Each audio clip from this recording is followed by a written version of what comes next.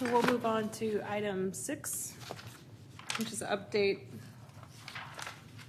on the status of budget funding for the cleanup of encampments for the homeless population.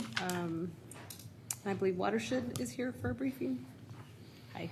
Thank you, council members. Jose Guerrero, Assistant Director with the Watershed Protection Department over Field Operations.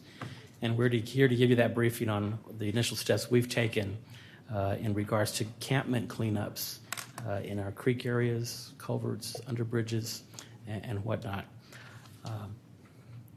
First of all, what are the issues of concern? The issues of concern are health and public safety. As you can see from the pictures there, this is the level of debris that are inside these culverts where the homeless reside. That could increasingly, in a flash flood, become a flood risk to motoring public, pedestrians above on the bridge, and also it's a flood risk to the homeless individuals themselves. And we try to communicate that to them when they are in an unsafe condition as well. Environmental impacts are a given. There are lack of sanitary services in these culverts. And it is a huge impact to not only Watershed's resources, but citywide. It's an impact to resources. The dumpsters at the bottom there are a major cleanup that happened in South Austin, upwards of $50,000, $60,000 just for that one cleanup alone. But then there's a cost to our employees themselves. You can see here they're entering with safety wear equipment, confined spaces. Our safety managers have to be engaged and plan out the logistics of entering such a cleanup area. And then to the morale, the employees' morale itself, to constantly be coming back to these sites over and over again because the homeless return within months. And so our response was to budget for $250,000 per year for 4 years. We wanted to increase that capacity of those cleanups to assist our workers, such as those that you just saw before. We are intending right now to pilot 9 hotspots that we go to over and over again. We've looked at best management practices from throughout the country, and we want to model those and see how they work here in Austin. But the main thing is we want to take a service-oriented approach, or a services-first approach. We want to hook up the individuals that we find in these encampments with services, and we're working real closely with those professionals that deal with the homeless on a daily basis. Nowhere is this evident more in our operation than in the Waller Creek District. Our Waller Creek tunnel facility maintenance crews encounter just about any maintenance activity they do, they encounter the homeless almost every time.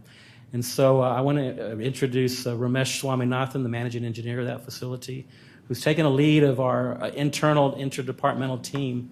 We've gathered a bunch of technical professionals to tackle this homeless issue, and he's going to go over the specifics of how we're using our funding in this pilot program and then beyond. Ramesh?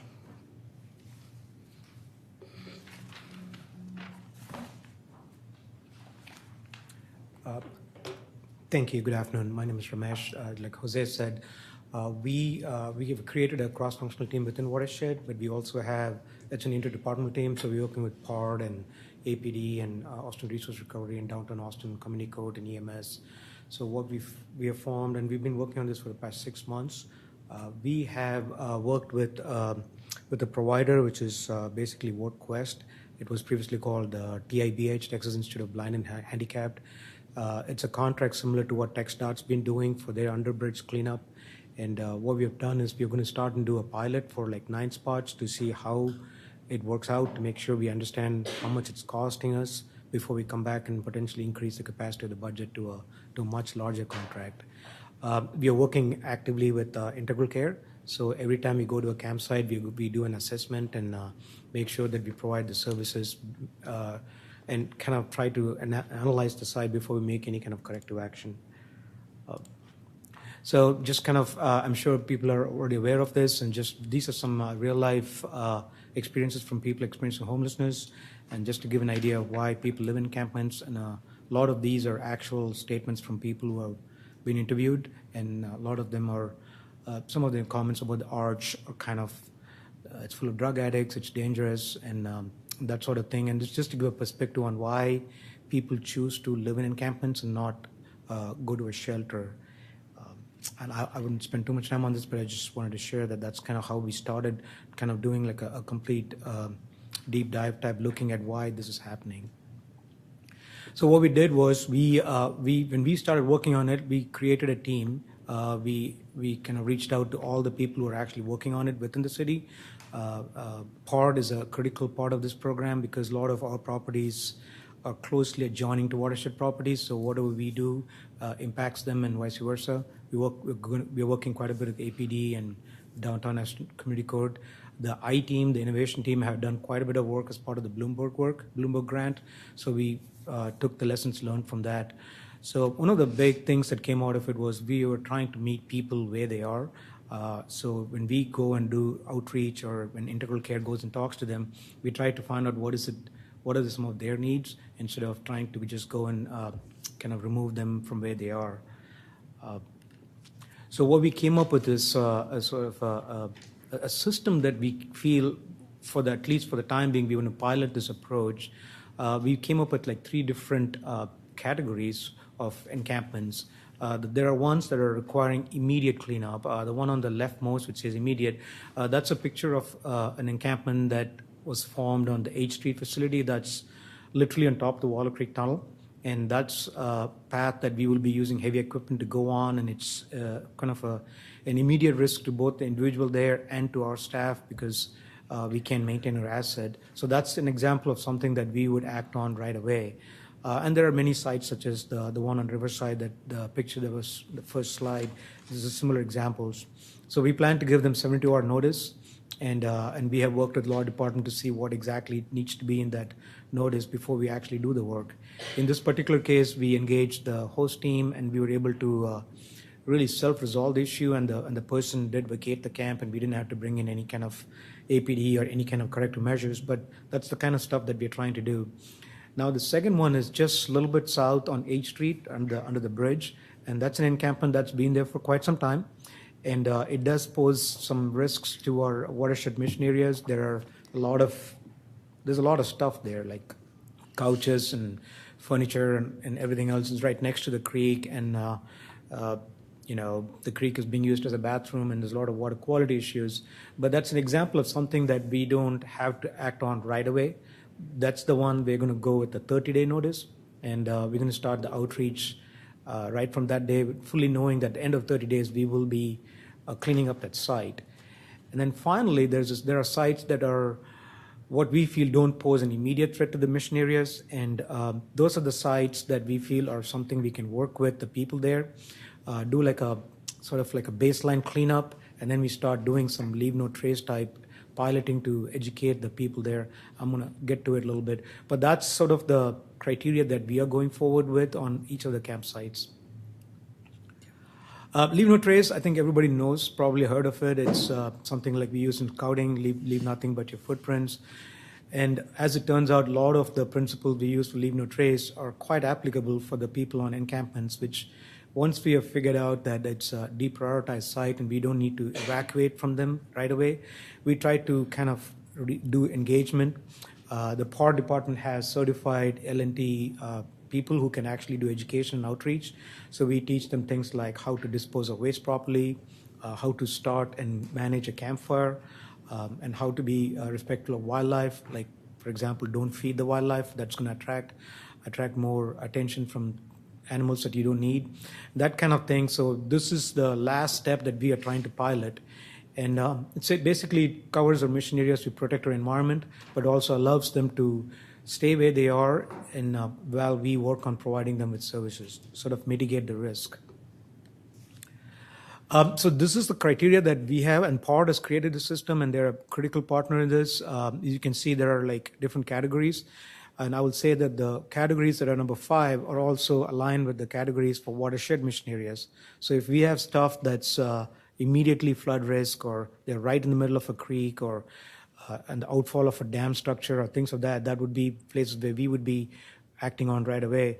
And it's a sliding scale. It goes up and down. Our sweet spot is number 2. If we can get to a number 2, we can start working with them and try to do outreach while we get some permanent solutions. And this thing goes up and down depending on who shows up on the campsite. So we are going to continue working with them. So here are our action items. Our main item was to place a contract, which we do have now. We're going to start working on it in the next week or two. We work quite a bit with APD and law department to come up with the protocol for notification. One of the things that we are doing is we have learned lessons from TxDOT. They give out these bags. I'm sure most of you are familiar with this. These are the Be Seen, Be Safe bags.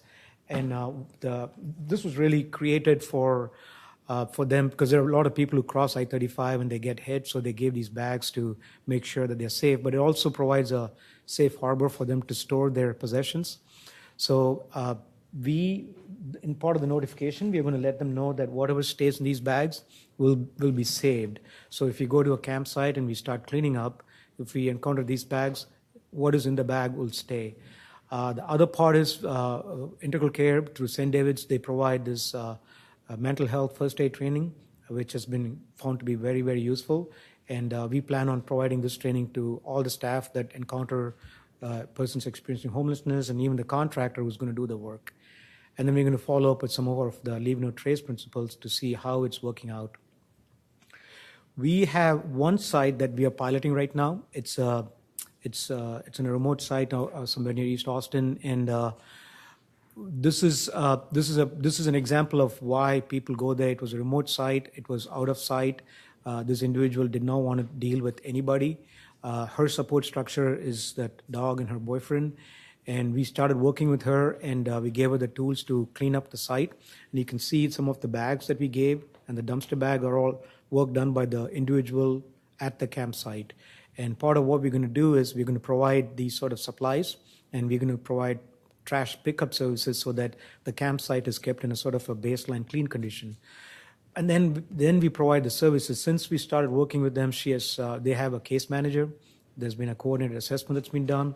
We brought health care to her, and of course the trash has been removed.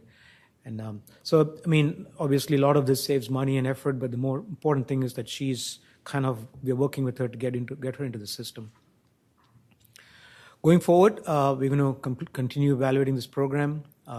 Once we figure out how much these cleanups actually cost, part of the issue is watershed cleanups are much more expensive or much more involved than cleaning up under a underpass. There are access issues. There are creek type environments that is harder to get to. So we're going to continue monitoring it, and hopefully within the next 6 months we will be increasing the capacity of this pilot, the contract. And once we do that, we're going to also study the sort of the 30-day notice thing. The 30-day number came from a San Francisco model, and it's been proven to be very successful. So we want to try to see how that's playing out. And once we learn more about it, and hopefully at the end of it, we would have less sites to clean up, and we have enough capacity to do the cleanup also. That's all we got. So open to questions. Councilor Kitchen? I have a bunch of questions, and I know others will too, so I'll just start and then hand it off to others. So let me ask first. So if I'm understanding correctly, the sites were analyzed according to the criteria that immediate, prioritize, and deprioritize. So, and then there were 9 pilot sites that were chosen after Yes. that. Is that right? Can you tell me which sites did you analyze to apply these priorities to? So the 9 sites we picked were. No, that's not my question. Oh, sorry. My question is, or maybe I didn't understand. So I was wondering if you looked at all the sites in the city, or No. just 9 of them. We didn't look at all of the sites. Okay. These 9 sites are immediately. It's pretty clear that they do need to be cleaned up. Okay, so here's my question. Okay, that answers my question. Sure. So, how did you decide, or what was the criteria for these particular 9 sites, as opposed to? I mean, we have a lot of places in the city. Sure. So, assuming, if I'm understanding correctly, that there had to be some watershed intersection. Is that right? Or? Right. These are all watershed properties. Okay. Are they watershed properties, or are they properties that impact runoff into creeks or the aquifer? All of the above, because like the one that's on 2301 East Riverside, it is Okay. right inside the culvert, and it's going to convey stormwater when it rains. So Okay. every one of those sites are either in an infrastructure or closely adjoining to it.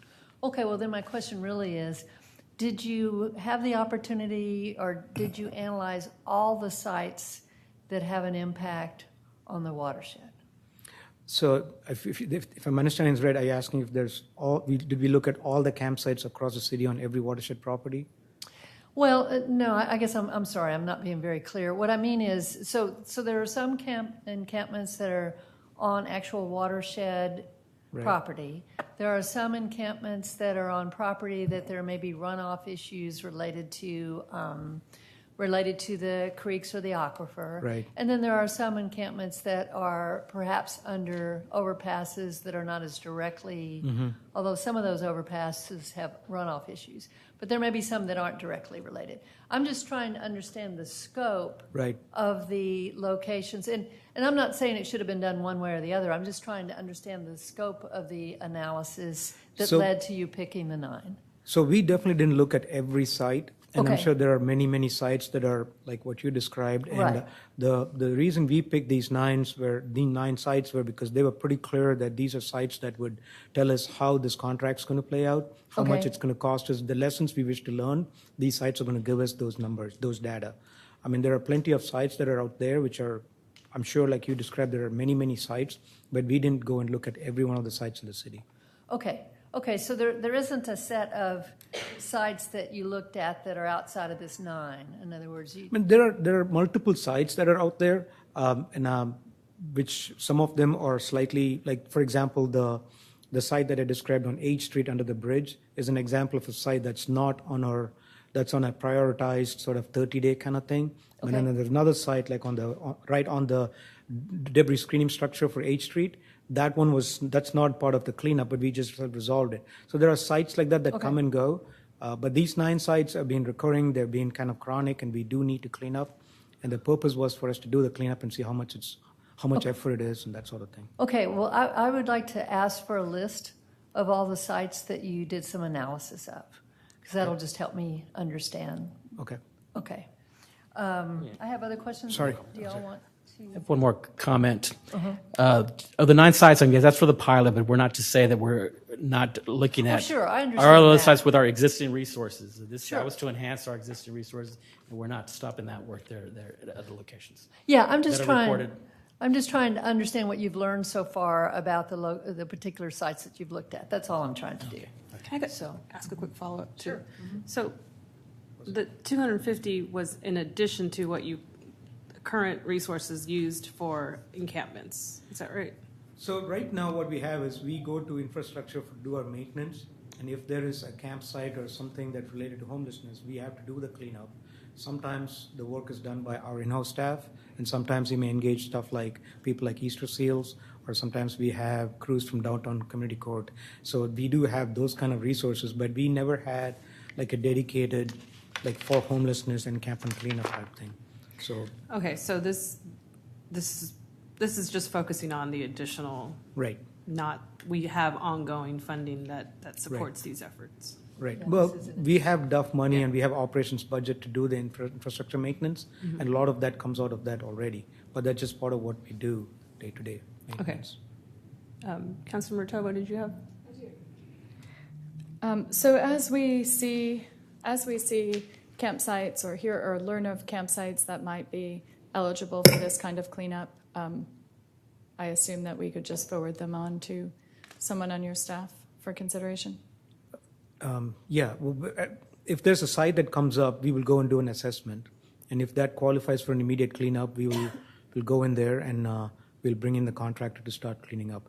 That's outside the pilot. Once the pilot's been completed, we have an expanded contract. We will have the capacity to go and do those cleanups at those sites. I see, but right now that would have to be done with existing resources outside the pilot funding.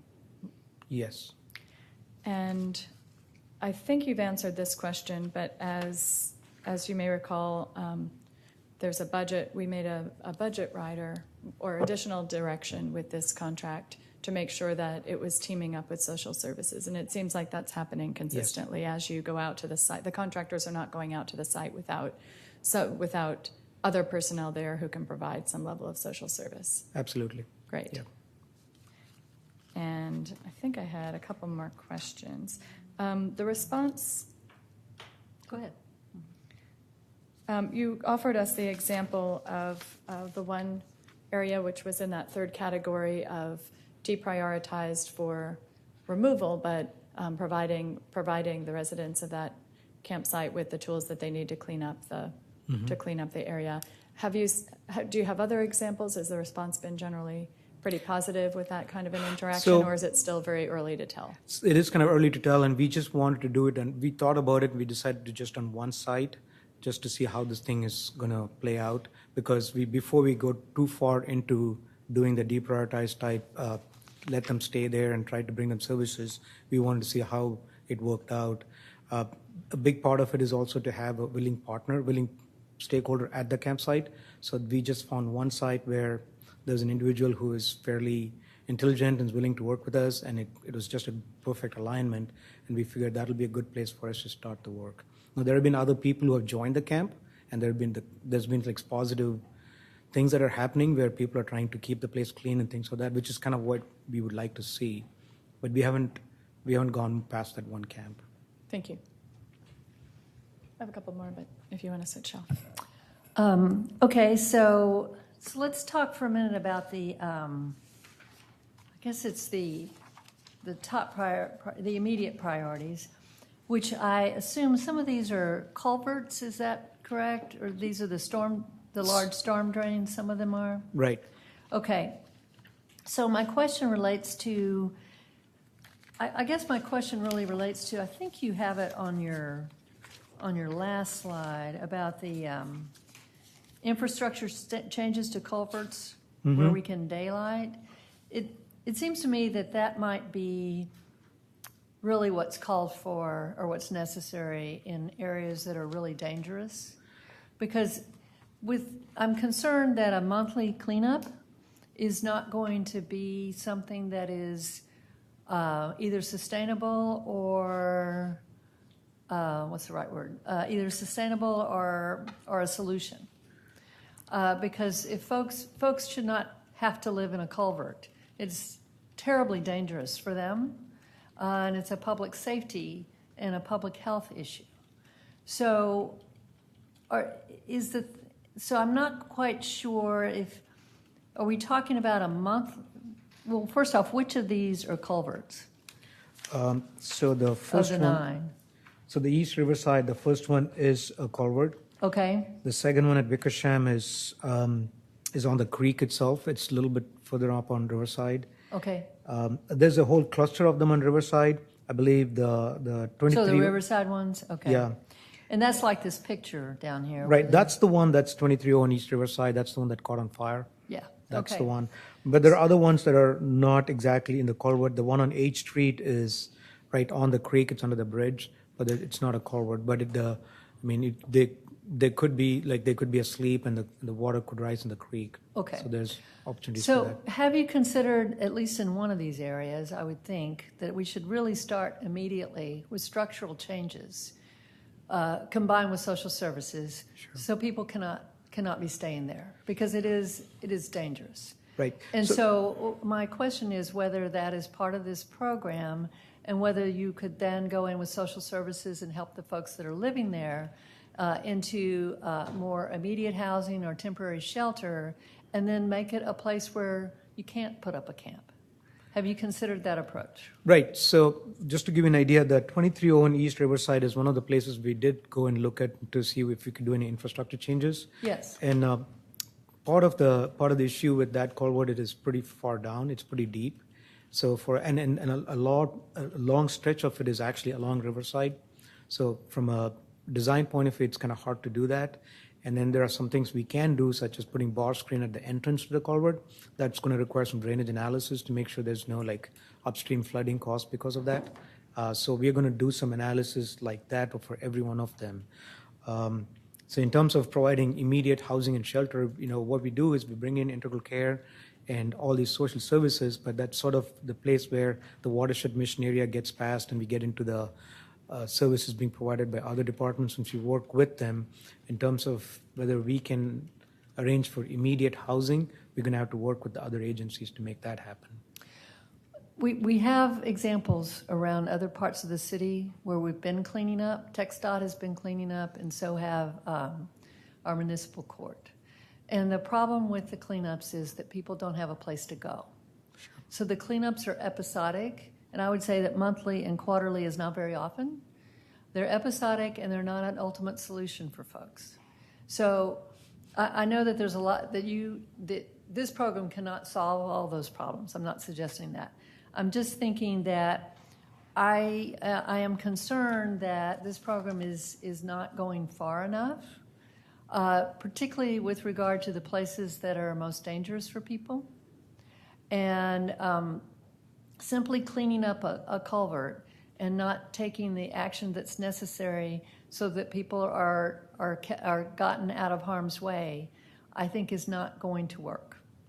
And so, so you mentioned that there was a need for some structural analysis. Is that going to be started for these few places? That one particular site we are looking at in Watershed, we have engaged engineers from Watershed Protection to take a look at it to see what the feasibility of that particular location is. So is that kind of analysis actively being started, or is it going to be started in the future?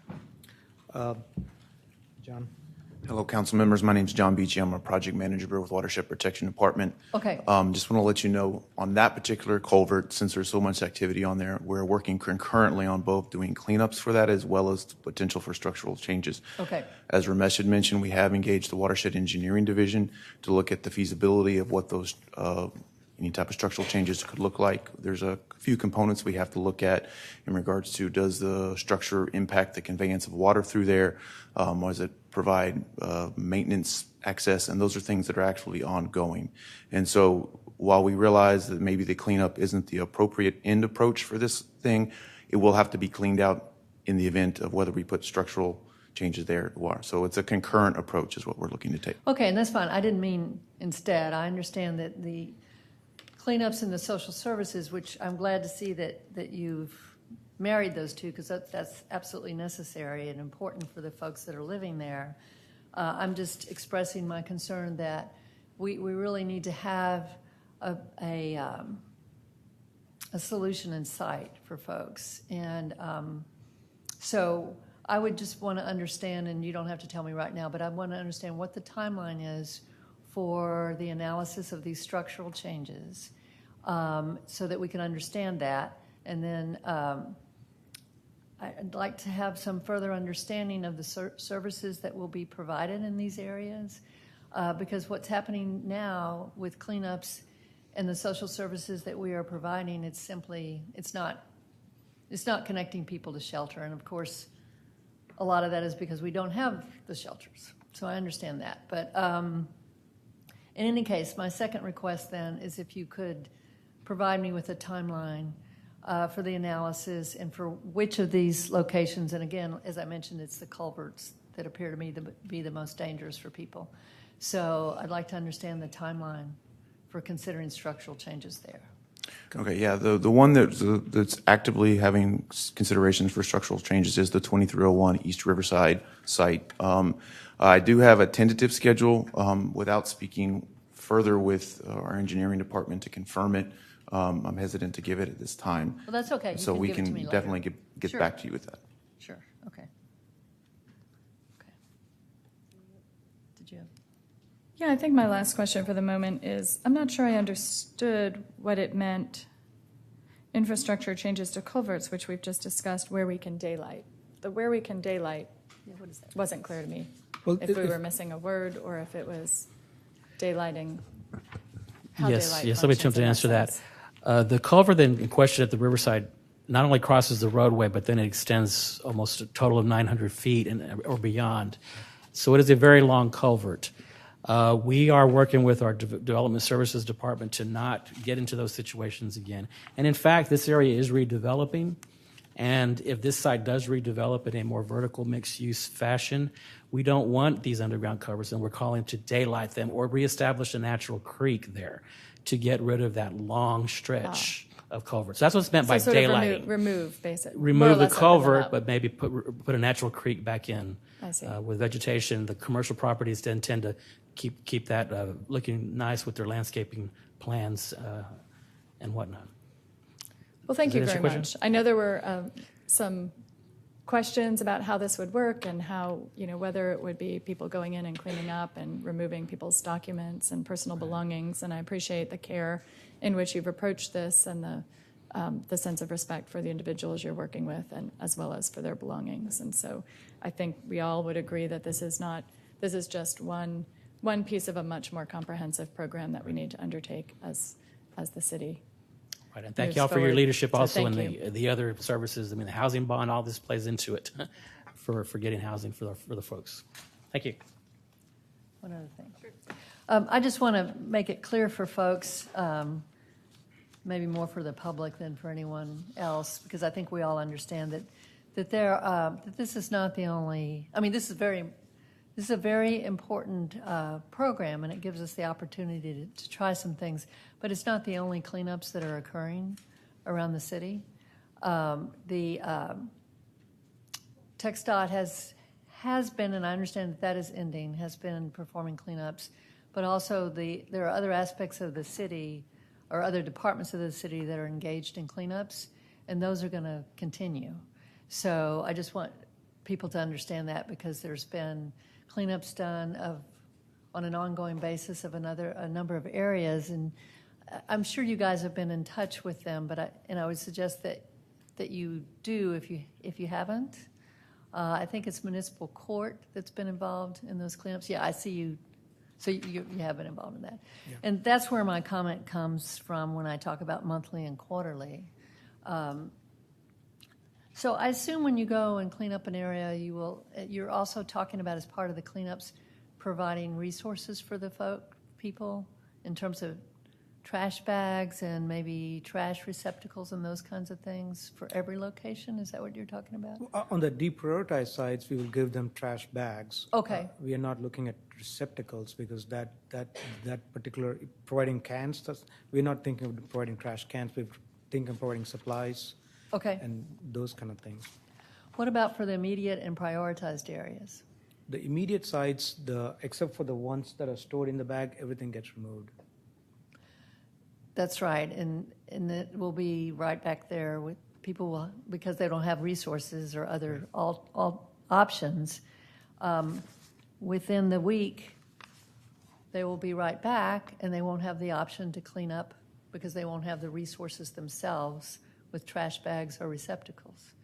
So I would suggest that you think in terms of whether there's some of the things that you are going to do for the deprioritized areas, if maybe some of them might be appropriate for immediate and prioritized areas too. Because one of the problems is if people don't have trash bags or trash receptacles, it makes it very difficult for them to keep their area clean. We can definitely look at that. We've done some benchmarking with other places in terms of trash receptacles, especially right next to the creek. They tend to get blown away and could block conveyance. Okay. And there are other things that happen as a result of that. That's one of the reasons why we don't want to provide trash cans or those cans right next door.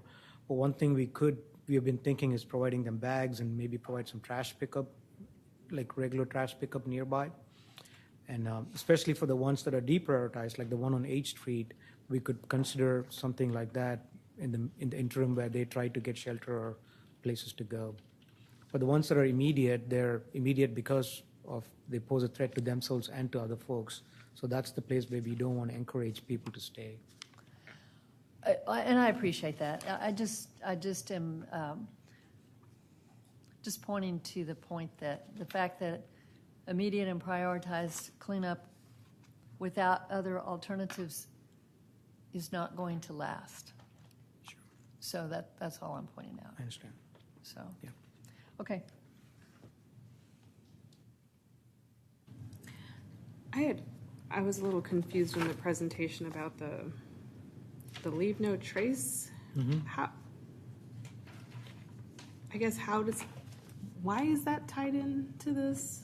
So once we get to a campsite that we feel does not pose a real immediate threat to safety of conveyance, or there's no crime or any of those things, then if they're going to be staying in that campsite for an extended period of time, we teach them things such as how to start a campfire, or how to manage a campfire. For example, a lot of times people start a campfire within a tent, and that's not safe for them to do that. So we give them trash bags so that they could store the trash in a safe place, and that could be removed. So we essentially educate them on how to keep a clean campsite, and that's where the leave no trace principles come in. That's kind of what we teach the kids when you go camping, to how to start a safe fire, how to use a durable surface, and things like that. Okay, I mean, I see where a connection can be made, but it is, to Councilmember Kitchen's points, this is a really different scenario. It's not just people camping for the weekend. These are their homes. So I'm just a little concerned about, I know you guys are working hard, and this is an extremely difficult, probably one of the most difficult issues we're dealing with at the city level, but I wonder if there's a different way we can talk about those principles and how we're helping them. Well, so going back to Councilor Kitchen's point about providing some kind of receptacle or some kind of services at the campsite, these are some things we can provide while they're waiting for services. Because, like she said, they don't have a place to go, and we are kind of letting them stay there. But while they're there, they don't create any more environmental degradation. Is the point of it. That's why we're teaching them not to, how to use a bathroom, for example.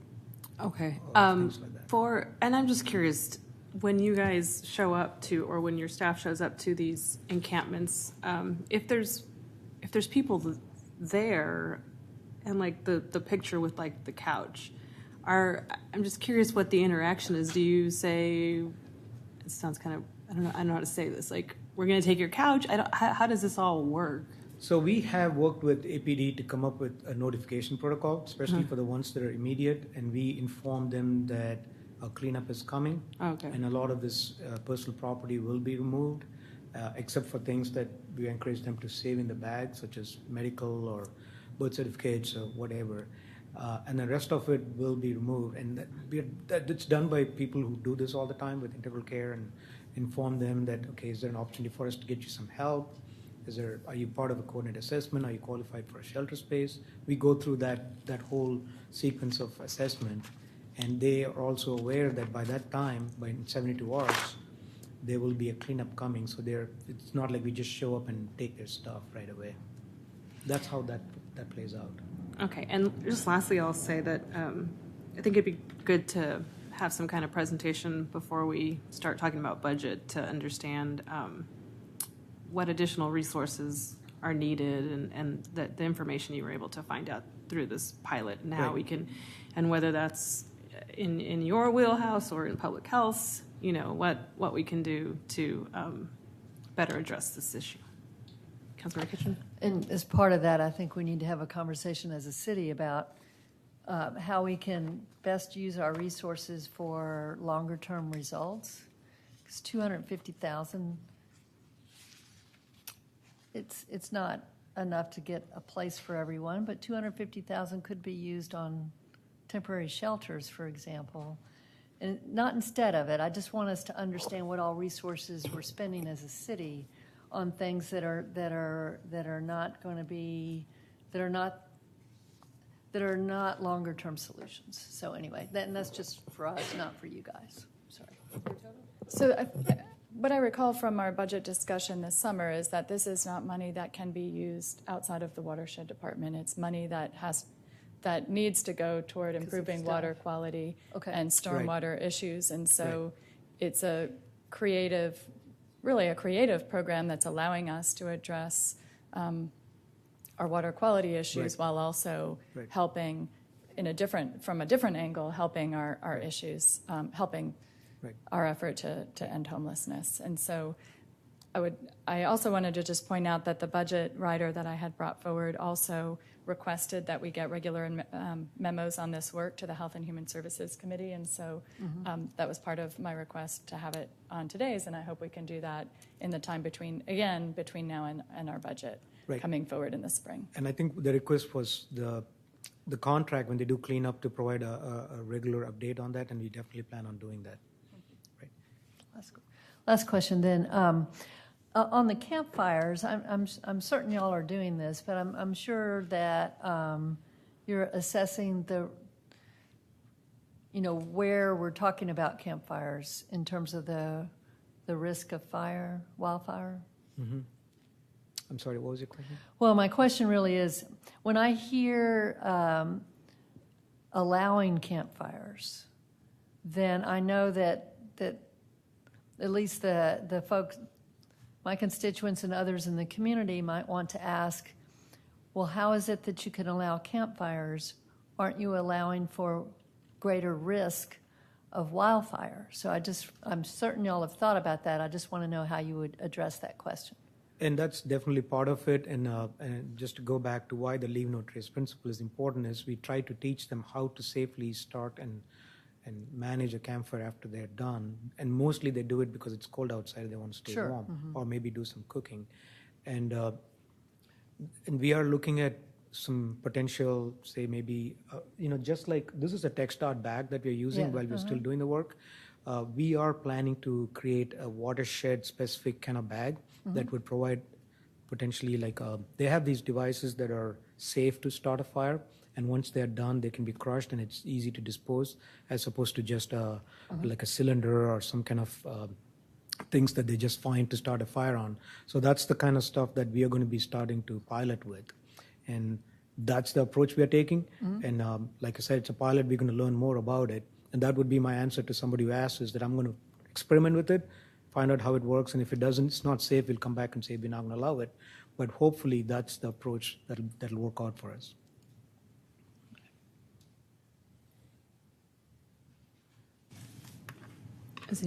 Any other questions? No? Okay, thank you for that presentation. Again, I know this is a difficult issue, and we appreciate your presentation. I'm not showing on mine, and I just refreshed any speakers signed up for any other items. Is that right? They're not here anymore? Okay.